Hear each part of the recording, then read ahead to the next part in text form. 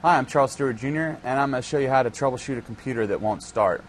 I know this sounds really kind of stupid sometimes, but you want to make sure that the computer is plugged in, or that maybe the power strip the computer is plugged into is turned on, because believe it or not, that tends to be to fix the problem most of the time. So if you're hitting the power button on the computer and it's not turning on, go over and make sure that somehow that the outlet didn't get, the cord didn't get pulled out of the outlet, or maybe the power strip, someone accidentally, or it might have flipped the breaker in the power strip, so you might need to turn it back on.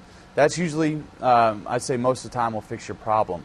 Also, if you've done that, you might want to check, if someone's flipped a switch in the house, that outlet might be on, which you probably don't want to have a computer on that outlet if that's the case. Or go check the breaker and make sure no breakers have been flipped that outlet could have been on.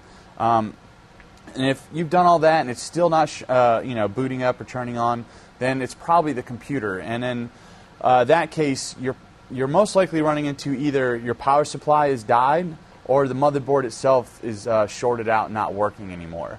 Because at the very least, if your power supply is working, it should boot up. If one of those two are working, it should at least boot up, and if it's a hard drive, you get an error.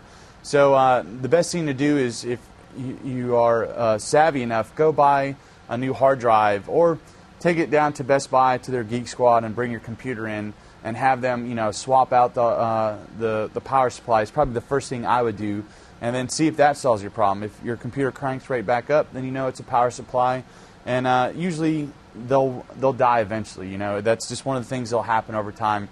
Your power supply will die. Hopefully your computer will be around long before it does decide to go out.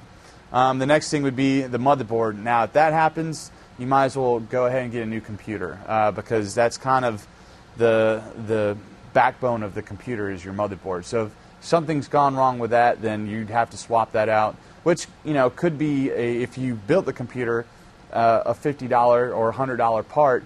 But if you have a manufacturer's computer like a Dell or an HP, that's not a good thing. Granted, if you are still under warranty, you want to make sure you haven't voided the warranty by opening the case or anything. Send it back and have them replace that for you. Again, the Geek Squad over at Best Buy, they'd probably be able to tell you those questions and help you out with that most of all. So, and that's pretty much it for troubleshooting a computer that's not starting up.